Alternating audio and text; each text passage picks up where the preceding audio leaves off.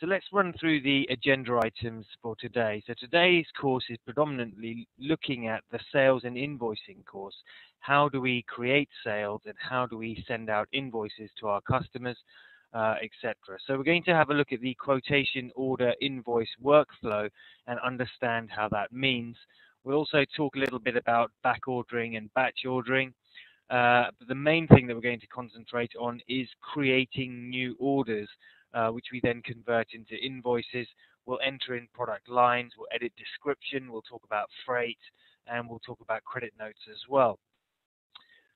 So let's move on. I'm going to now move on to a demonstration into the software. So as we're concentrating on the sales and invoicing side, you can see that I've clicked into the focus area on the left-hand side, which says sales. And what that does is that opens up and shows us on the right-hand side the flow diagram showing us how the sales works and showing us all the features that we can then use. So you can see that it actually gives us a clue as to how the sales really works. And we can see that all the sales come from the product. Okay, so the product is where it all starts. We have to have our products created in order to sell something on the system. Now, this is regardless of the fact that you sell services or stocked items. Whatever it is that you sell, you have to create as a product. Once those products are created, so they could be consulting or design or a computer or a car or whatever it is that you sell, you can then move on to the next part of the flow diagram, which you can see goes to either quotation, where you're sending a quote to your customer, or to order, which is the starting place really where most people would start off. Now, you may have used previous accounting systems in the past, and those systems may have allowed you to actually enter in an invoice straight away. Now, the Mamut system doesn't allow you to enter in an invoice straight away. You have to enter in an order first and then convert that into an invoice. Now, there is a specific reason behind that, and I'll just take a moment to explain the reasoning behind it. An order, when you place it onto the system, does not have any financial impact. Okay, it's only when it becomes an invoice does it actually have a financial impact, and it's at that point that you enter in the invoice that there is a legal requirement for you to fulfill that invoice. So orders are not fixed, whereas invoices are fixed, and that's the way that the system sort of looks at it. And when you convert into an invoice, it locks down the invoice so that you can't make changes. Now, that's not to say that you cannot make changes. There are ways to do that, but let's try and think about principally how we would ideally like the system to actually work. So we'll assume that invoices are not changeable, but orders are, which is why you need to enter in an order and then convert it into an invoice. So although it seems like it's going to be an extra step to enter in an invoice, in reality, when you're actually doing it, it's not that different from entering an invoice straight away because you can convert it straight away. So just following the flow diagram here, so we convert it into an invoice from an order. From the invoice, we can see that we can separately deliver our products if we want to, if we have such a thing. We can then go to our customer ledger and see who are our customers who actually owe us money and how much do they owe us and how long has it been outstanding. So essentially there, we will be analyzing our debtors there. Now, once we know how much we're owed, we may wish to actually send payment reminders to our customers, and you can see that feature at the top here. Once we've sent those payment reminders, we may start receiving that money in which case we need to go to customer receipts to log the receipt of that money against that particular sale. So now that we can see how the flow diagram works and how the workflow within the Mamut system works, we can actually go through and try several different examples of entering in orders to be able to understand the system. So I'm actually going to start off at an order stage and then go through to the invoice. So when I click into order, a new window opens up, which hopefully you can see now. And you can see that I've got no orders on the system at the moment. In fact, the first order number is 0. I've not used this before. So I want to start from scratch and create a brand new order, which I would then like to convert into an invoice straight away. So we'll learn how to do that, and we'll look at all the different bits. We'll go through this several different times to make sure that you're fully comfortable with what I'm actually trying to achieve here. So first of all, in the top left-hand corner, I'm going to click New to create a new order. Immediately, it asks me, who is the customer going to be? So I can then choose a customer. So I've got a customer here called Bits and Bobs Limited. So I click OK, and it fills out the details of Bits and Bobs over here. You can see that I've then got their invoice address. I can change this to any other address as well if I have different addresses. On the right-hand side, I've then got the payment terms, which are coming through from the customer's contact card. And you can see that the reference name, that's the person who works at Bits and Bobs, who is then put into your reference. So it will be titled to Tony Stark here, who is an employee of Bits and Bobs. We then have several different things down the middle here. We've got the due date, which obviously runs from the payment terms, which we looked at on the right-hand side, which says 30 days, and that runs from the invoice date. Now, if I do not fill out the invoice date or date of production or date of delivery, it will actually use today's date. Okay, so that's something that you need to be aware of. You don't necessarily need to fill out the date field. So it will actually be using today's date. Down the bottom here, we've then got the currency in which we want to actually bill this customer. So I can pick the actual currency that I want to operate in. Now, the most important thing that we need to do for when doing a sale is to actually pick our products. What is it that we want to sell? So underneath, you can see we've got 4 different tabs. First one is called Product Lines, and this is where we actually determine that. So we click into the little list button here where the product lines is, and that will show me all of my different products that I have for sale. Now you can see that this is just a fictional company with just a few products that I've created on here.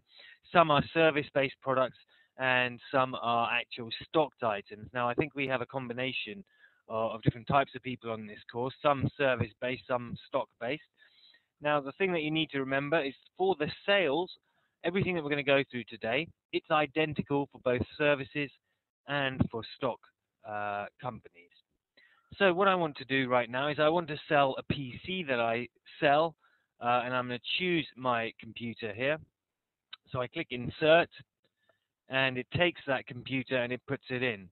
So you can see if I tab through these different fields, the description is over here. Now, if I want to change the description, I can do so. I can overtype this, or I could add something else in as well, something more specific. Quantity is then how many are we selling. So I don't just want to sell 1 to Bits and Bobs. Bits and Bobs have actually ordered 5, so I'll type in 5. So to be delivered, there's obviously 5 there. And the price it's picking up from the actual product, which is £559. They're also entitled to a discount, which is why there is a 5% discount showing there. Tabbing further across, you can see that I've got the warehouse, location, etc. also specified, and I've got the total being shown there as well. So I can go in and add more products as well if I would like. I'm actually going to add in some delivery as well. So I click Insert, and it puts in delivery there. And you can see that at the moment I'm charging for 1 for £10, but I actually want to change the price now because I'm actually sending 5 units, but I don't want to charge 5 times 10. So I'm actually going to charge £25. So I just type that in, and that recognizes that new price that I've just put in. So that essentially is an order which I've put onto the system. In the right-hand side, you get to see the status where it says it's an unprocessed order at this stage. The top right-hand corner drop-down, the one which I'm pointing to right now, is not used to change the status. Okay, that's just simply to show you sales of that status. So you don't go there and change it there. The way you actually convert this order into an invoice is that we go up to the button at the top which says invoice. So if you treat the invoice button like a save button, it's almost as though you're entering in an invoice anyway, regardless of the fact that you're entering in an order, then converting it into an invoice. So let's click into invoice over here. It then goes through and says, okay, so you want to produce an invoice. Now, so first of all, which invoice layout do you want to use? And you can see that we have several different invoice layouts, from everything from cash invoice to international invoice to service invoices. Now I'm just going to stick with the standard form invoice for now, and you can then decide how to actually send that invoice either to the printer, or you could choose email, in fact, and that's what I'm going to do, as I don't want to waste paper right now. So I click OK, and what it then does is the system goes away and gives me a little preview of what my invoice is going to look like.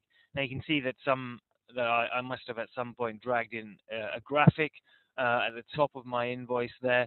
So obviously that doesn't look too good, but it's showing me what the invoice will look like. You can see the VAT breakdown as well. Scrolling further down, you've got the VAT details broken down. So that's just a preview, and it says test across that just to remind you of that. So at the top here of this screen, I'm just going to close the preview, and it asks me, do I want to invoice the order? So I do. So I click yes onto that, and then it goes away. It's just taking some time. It always does, actually, when I'm doing this training course over the internet. And it goes away, and it produces my email for this invoice. You can see that it's produced my email in Outlook. It's actually typed in the address at the top, and it's actually produced the invoice as a PDF. Now, if I open up the PDF, you'll be able to then have a look to see what the PDF looks like. It's actually exactly the same as the test version, which we had a look at, but I'm just showing you that for completeness sake. So let's close down the PDF. Let's close down the email. We're happy with that. We're then being asked, is the printout approved? So the printout in this case is actually the email. So we can then click yes onto that, and now that has gone onto the system as an invoice. Okay, so that's the principle that we use in creating invoices and raising invoices on the system. There are a few other things that we need to go through, so we'll go through another example of this. So let's go back to the main focus area and start right from scratch again. Before we do, I just want to ask, does anyone have any questions at all? Haven't had any questions come through yet. Please do type into the chat area if you do have any questions. No questions right now?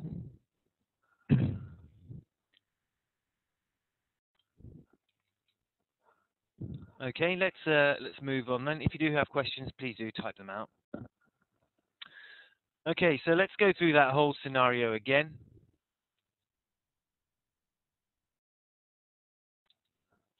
So let's start off at order again. So we go into order, we click new, we choose who the customer is going to be. So again, I'm going to choose the same customer actually. It puts in all their details. I can then go down to the bottom and choose the product line. So now I'm actually going to choose some service-based products. So I'm choosing consulting, which is 1 hour. So I actually went down there for 5 hours. So I'm going to change the quantity to be 5 hours.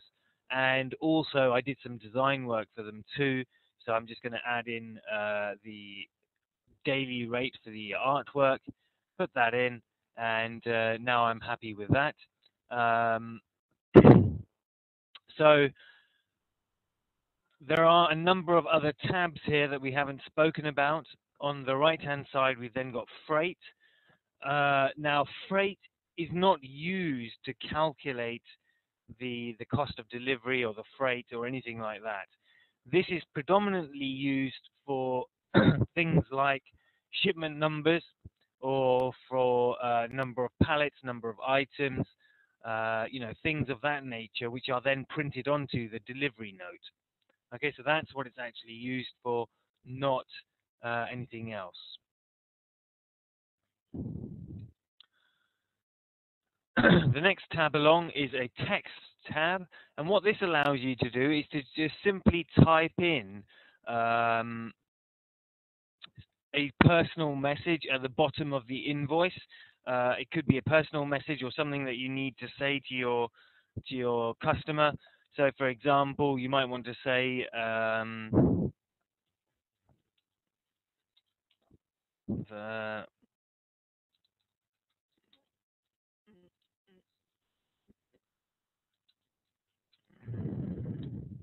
because I'll just type something in there. You have £100 credit outstanding from last month. Okay, so you can literally just type whatever you want, and in a moment when we see the preview, you'll be able to see where that actually gets populated. Under the miscellaneous tab, we have things like batch ordering, so you can put in lots of different orders onto the system, and then you can batch them all together in one invoice.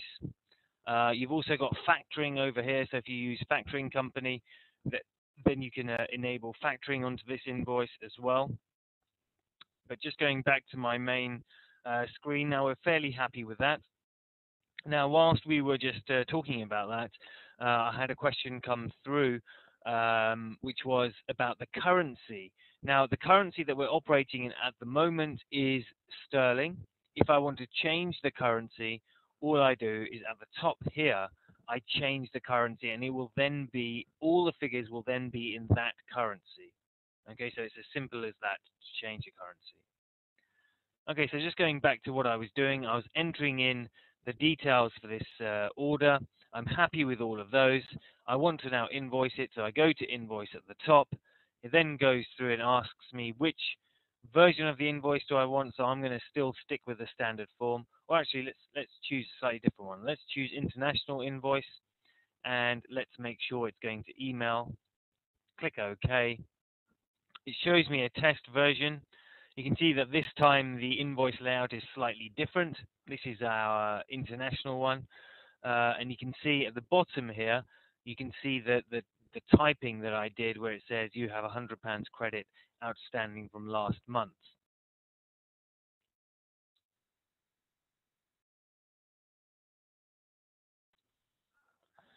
Okay, so you can then exit out of that preview. You have to then invoice the order, yes, and as soon as I do that, my email is then produced, which you've just seen. And I won't bother showing you the PDF again. It's exactly the same as the preview. So you close that down and you approve the printout, and that's then dealt with quite simply. Now, there's just another question which I've had privately about the exchange rates of the currency. Obviously, that is quite important if you're using the currencies. Now, I'll just show you where that's done. Under the View menu, you go down to Accounting, and then down here, you've got Currency. And in this window here, you can actually go in and change and put in all the different exchange rates and which currencies you want to use and which ones you don't want to use, etc. This is the window that you actually enter all that in. Okay, so you can see that my currencies aren't set up because they've all got an exchange rate of 1. So obviously that is completely wrong. They need to be updated before I can start using them. You will have to update them manually. Okay, so that's how we enter in an invoice.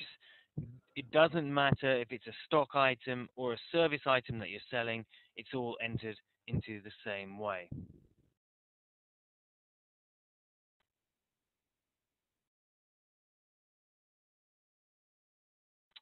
Absolutely, there's been another question that's just been asked, which is about the reference field. So if I go and create a new sale, so I'm just going for bits and bobs again, and you can see down here that there is a reference number. If you have had a PO number from your customer, you can of course use that, and that is exactly the field that it's designed for. You put in their PO number in there like so. And just to go through those steps again, for the product lines, you can then bring in an extra product. So let's say artwork. this time, and we did 2 days worth, so I'll change that to 2. You can now see that I'm charging for 2 of those. Now, if I wanted to add more information about this particular artwork, I can either click into where I've just clicked into now, and I can start typing. There is a limited amount of space there, but if you want to add more information than that, you can actually add information underneath. So let's click New, and it adds in a new line. And I don't have to select a product number. I can just go over to Description and type in some extra description in there. So, for example, if the artwork was for a magazine,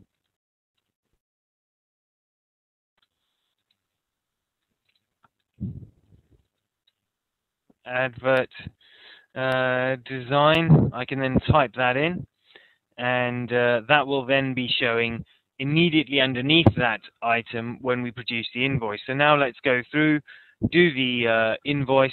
Remember, you can add as many lines as you want, so I can add another line in and put in a bit more description if I wanted underneath. Let's just write something else.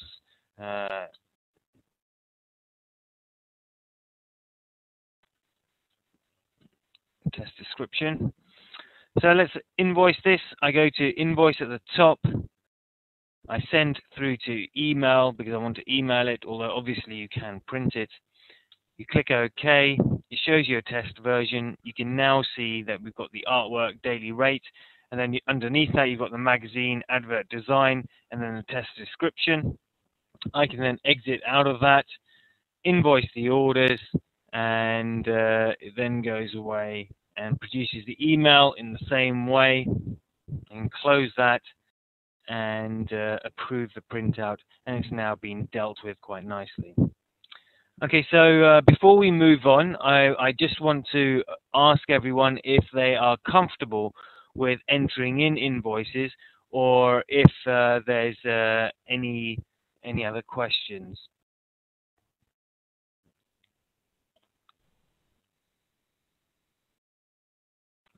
Right, Tim has asked a question just about the VAT. If a product is purchased and then sold untouched, will VAT for purchases go in the correct way? And obviously, when sold, when the VAT is being sold. Yes, absolutely. You can amend the VAT. If I just go through and create a new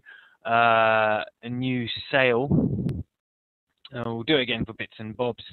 And we'll add in a product. Let's sell that PC that I was selling. And you can see that further up on here, I've actually got the sales VAT. So I'm actually selling it. So I need to choose a sales standard VAT or any other sales code. You can see I've got several different codes down here for the sales. It only allows me to select the sales codes. But the actual product itself has a default VAT code on which it uses, so it may be that it's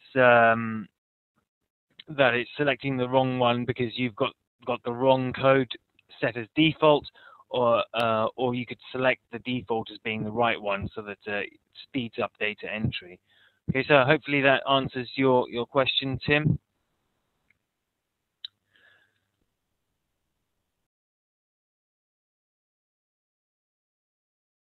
Okay, so Liz has then asked a question about personalizing your own stationery. So I'll come back onto that, Liz. I'll answer Caroline's question. Can you confirm if invoices can be changed once they are posted? You've obviously been using MYOB, which allows you to change them very easily. Now, Mamut never used to allow you to change invoices once they had been posted. It was actually an MYOB feature, which was a very nice little feature that most of our customers actually really enjoyed using and found it very, very useful. So what a lot of our customers then turned around to us and said, you know, we'd really love this feature. So we actually went and put that feature into the program.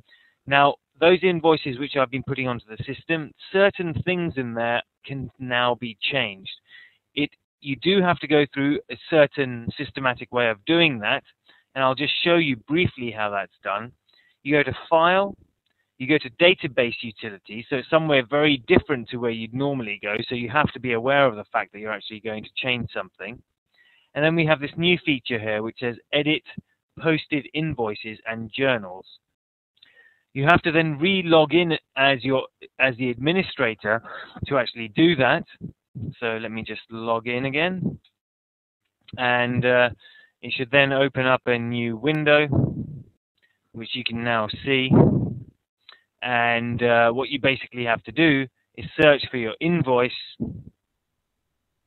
Right, I can't remember what I set as my invoice numbers.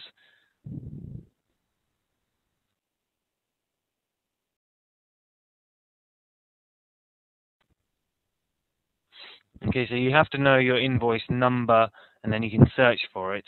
I'm just wondering if I can quickly just find that out. I'm going to have to come out of this screen. So I go to invoice. This invoice number is 2.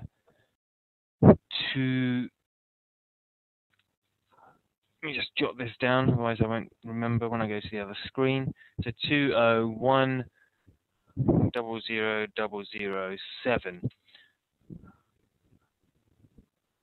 So if I go back into that database utilities, posted invoices and journals, log in as myself, and then type that invoice number, and then search for that. I then find that bits and bobs one. You can see that it's for this daily rate. You can see that all these things have been locked down, but if I need to edit any of these things, let's say the due date, I can then click into that little edit button and change the information there. I can change the amounts and things by clicking into these different buttons. So you can now actually amend those invoices, which you couldn't do before. And the same with the journals as well. So you can actually find journals and change the journals too. Okay, but obviously this is a last resort, and you shouldn't really be counting on this feature. You should try and make sure that the invoices that you enter in are as accurate as you can possibly get them. I know in reality that's not always what happens, but it should be something that we're striving towards. Are there any other questions then before we move on?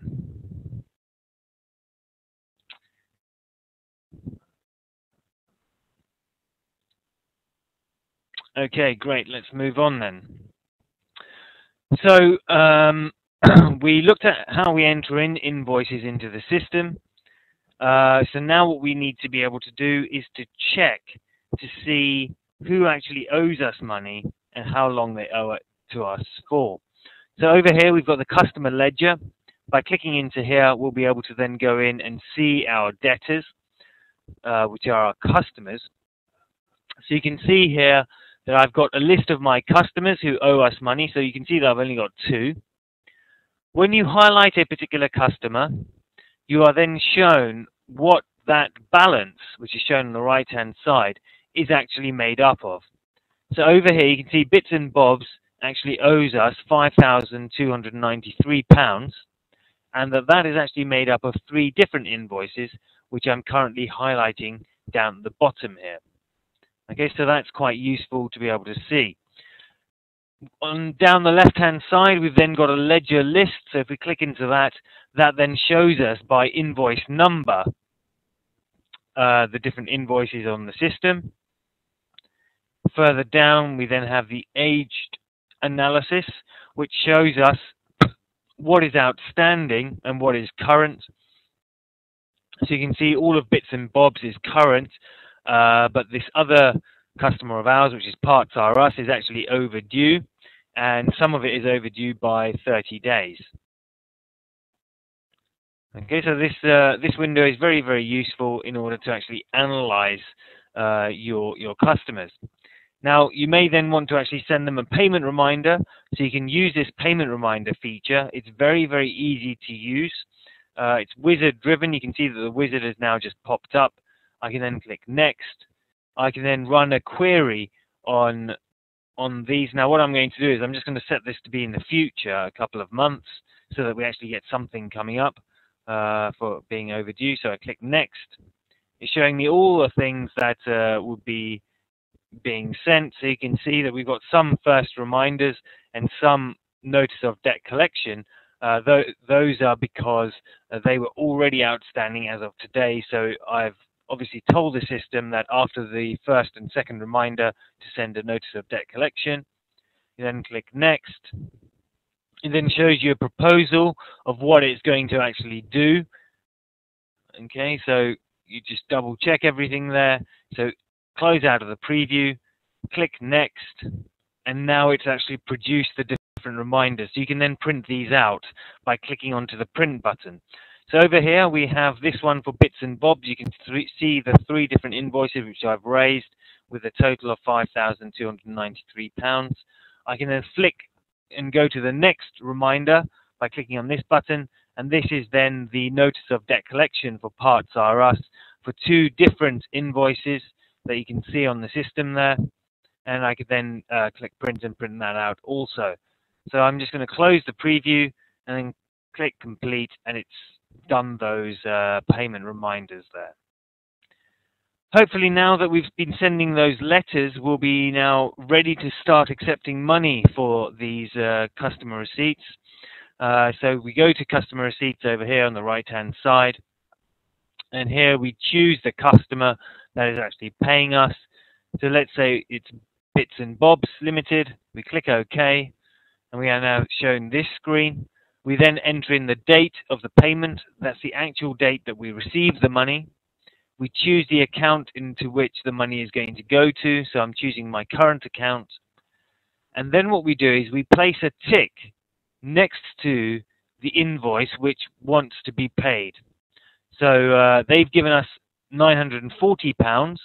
So that's for this invoice over here. Now the thing to note is this column which I've just highlighted, which is the receipts column. You need to make sure that in the receipt column you're actually putting in the physical amount that you actually received, regardless of whether it's partial payment or an overpayment. You have to make sure that that's the exact amount you're actually receiving. So you click OK.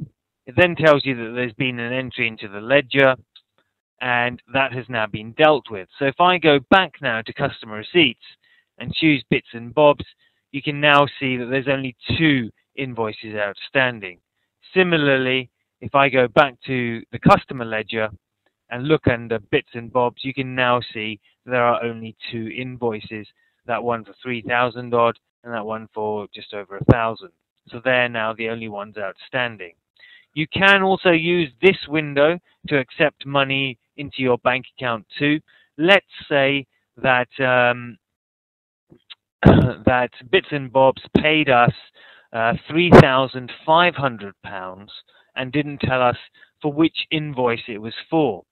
So in this window, I go to this button over here, which is the Receipts and Payments button, and by clicking into that, I can then say that I'm not going to be receiving against any particular one here, but I'm going to actually receive, let's give it a fake invoice number and click OK, and I'm going to receive it against this fake invoice, what was it, 3,500. So this is like a payment on account, if you like, and I click OK. Been entry into the ledger. You click OK, so you can see that now the balance outstanding is actually £853 at the top of the screen there, and you can see that that credit is then applied to their account, but it's not been linked to any particular invoice. Now they've given us a call and said that they would like to actually, that money was actually for invoice number ending in 5. So what we can do is we can link this by clicking this button over here, which I've just highlighted, which is the Match Link Items button. And I can choose to link it, first of all, with the 3,000 odd amount, and then I want to reduce the 1,000 amount there as well. So I click OK. It then does that, and they are now linked. Okay, so let me just have a look to see what other questions are coming through.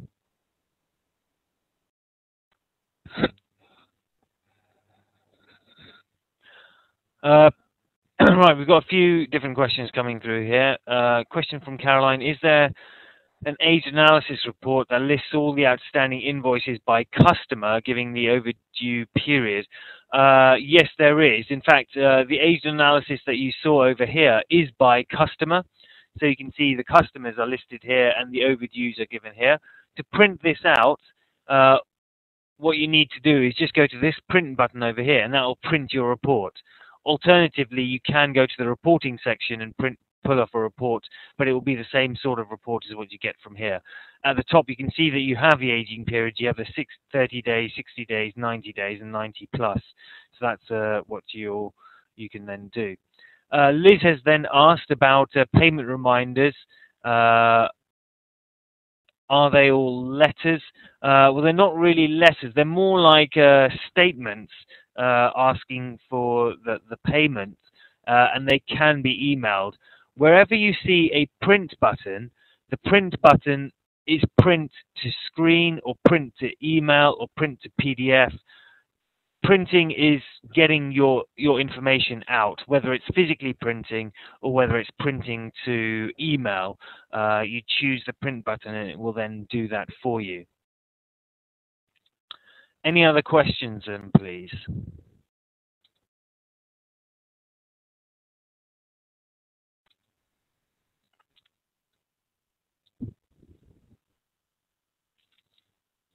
Okay, great. I've only got a couple of other things left to show you.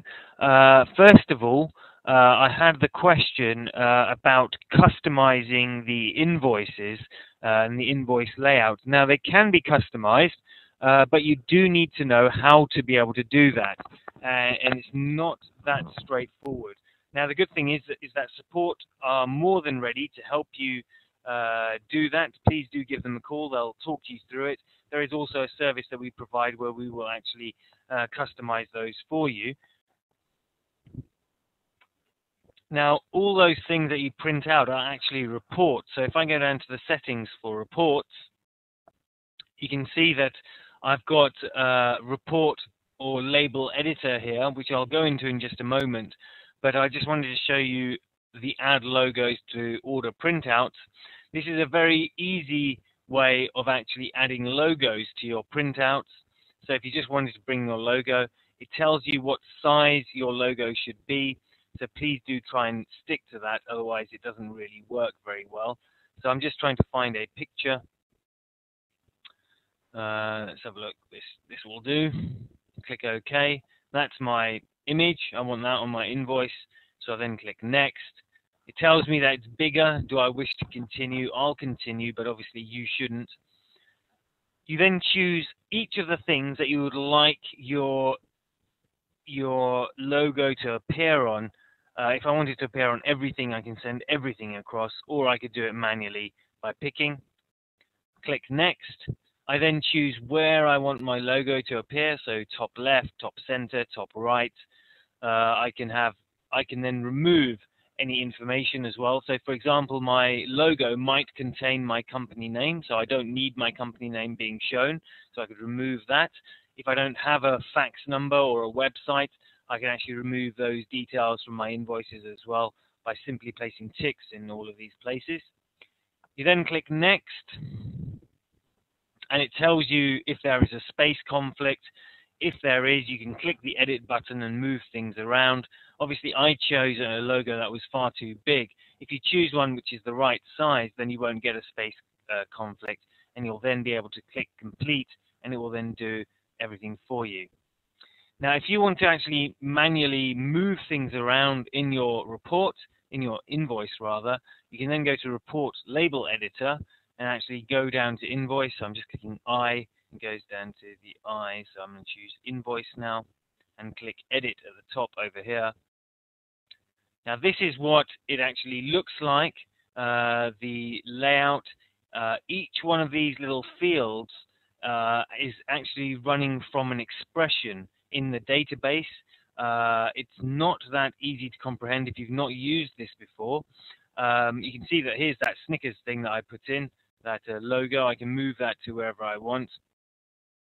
Each of these fields, if you right-click on it and go to Properties, runs from a certain expression, which you may or may not know how to work out. If you don't know how that works, I think you're having problems actually seeing what I'm seeing right now. Sorry. Hopefully you can see it now. This is when I clicked into the editing. This is what it actually looks like. And here you can see the Snickers logo, which I had. It's all drag and drop. You can move things around. Each one of these fields comes from, if I right-click and go to Properties, it comes from an expression, which is where it looks in the database to get that information. So if you need to add more information onto your invoices and things, you can call up support and they'll tell you the expression, or you could get support to design it for you.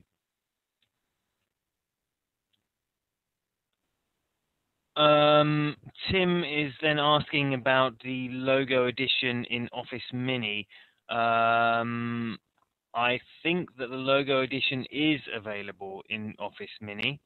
I think you can do so. It might be best to check with support, but as far as I remember, it is available there. So each of these things is drag and drop. You can delete things out by simply clicking delete on the screen and then saving it, but it's not as user-friendly as it could be. So I have told you about the different options that you've got with regards to changing those. Okay, no problem, Tim. I'll just show you again. So you can get to settings either by going to View and then Settings down here, or what it's generally easier to do is to go to this button over here, which is the Settings button. So you click into there, and over here you then have Reports. You go into Reports, and then you've got the Add Logo on Order printouts down here. So that should allow you to then bring in your logo into your stationery.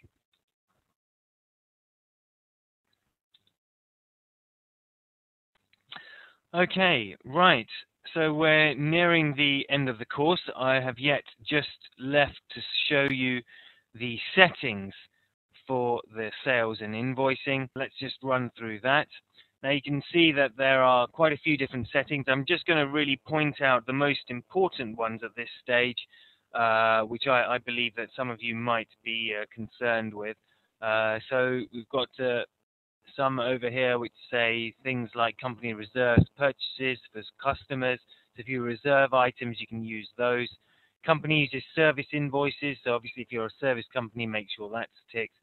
If you want to use this subscription invoicing feature, you can then use that feature as well. It has to be enabled. And of course, you know that editing of invoices, which I showed you, that can only be accessed if you've actually got a tick in here first of all. So you need to enable it first, and then you'll be able to go in and do what I did. Down here, you've got about limitations for when products are not in stock. So those of you who are stock-based, who don't want to go into negative stock, you have got options to change it down here. Under printouts, you can choose different things like how many copies you would like of the invoice, etc. Under the price and discount, you've got a few different things which are fairly self-explanatory. So prices are taken from the date of delivery, not the program date. The highest discount overrules the discount hierarchy. So this is for the instance where somebody may be applicable for more than one type of discount, so you can then decide which one they actually get, or if they're actually added to each other, and then the quantity discount in addition to other discounts. You've then got some exporting files. You may wish to export your invoices, and just some other little settings which you might want to have a look at a little bit later on.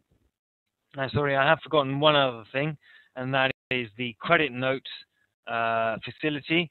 You will, at some point, no doubt, need to create a credit note. Now, a credit note is very, very simple to create on this system. Essentially, it's a negative invoice. Okay, but you can actually get credit notes created very, very easily, automatically, in fact. What you need to do is to go and search for the original invoice. So you go and click into Invoice, and you can go and search for it. So let's go back a little bit. You can see here that we actually charged for 5 consulting hours and then 1 art work daily rate. Now let's say we want to credit back one of those consulting hours, not all 5 and not the artwork, but just one of those consulting hours. So what I do is I found the invoice, and what I try and do is I go over to delete. When I click delete, it then says, should a credit note be generated? So all I do is I click yes. And that takes everything on this invoice, and you can now see that the status is now an unissued credit note. And you can see that it's got -5 consulting hours and -1 artwork. So first of all, I don't want to credit the artwork, so I just click into that line, and I go to this delete button, and it deletes that line, so I'm not crediting that back. So obviously now I need to change the quantity, so I'm just going to change that to -1, as I only want to credit 1 hour back. So now I've changed it to 1. It's only the £250, and I don't want to give any discount on that. I'm happy with that, and now it's treated as though it were just any other invoice. Okay, so even though it is a credit note, it's still treated the same, so you still need to invoice, in inverted commas, the credit note. So you click on invoice at the top, you go through the same procedure. Again, I'm going to choose email, you click OK, and it goes and produces your invoice, which is your credit note.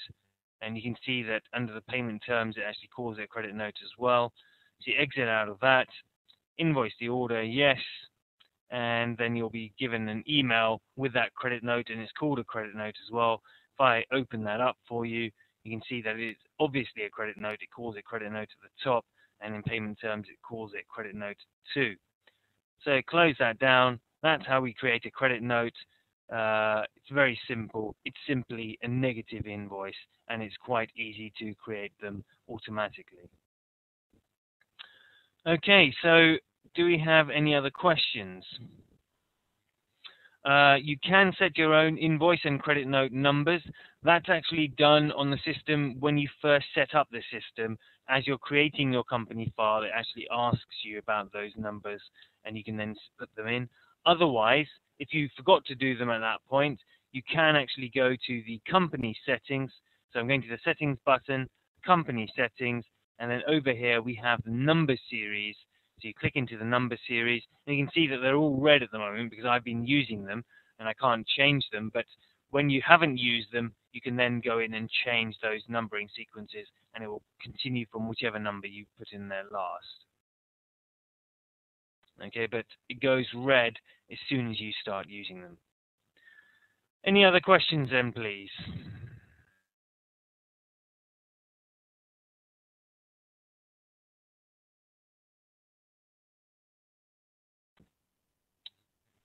Okay. So just to let you know that we do have some other courses as well. We're actually well into the different courses now. So tomorrow we have the Accounting Basics course and the e-commerce course as well. So I know a couple of you are actually booked onto those, and I hope to see you there. We also do have Academy courses as well. So if you do want to attend a physical course where you can go through, sit with a trainer, and actually go through lots of different examples and try things out yourself, we do have those available too. Please do check our website or contact sales. They'll be more than happy to help out. So thank you all very much for participating. I hope you've enjoyed the course and you've gotten something out of it. And I wish you good luck with your Mamut career. Tomorrow the accounting is in the morning, which is 10:30, and in the afternoon the e-commerce is at 2 o'clock again. So that's the times for the courses. Please contact sales and they'll be happy to put you onto those courses. Thank you very much, everyone. I hope you enjoyed it. Please do feel free to send me an email if you have any questions. I can't always answer straight away, but if you do require an answer straight away, please do contact support. That is what they're there for. They are very good. They are highly trained as well. Okay, the accounting course, Tim, will cover, how to make purchases and put through all of your expenses and things like that, how to get financial information out about your company, those sorts of things we'll be having a look at tomorrow in the accounting course. Okay, thank you very much, everyone. Take care. Bye-bye.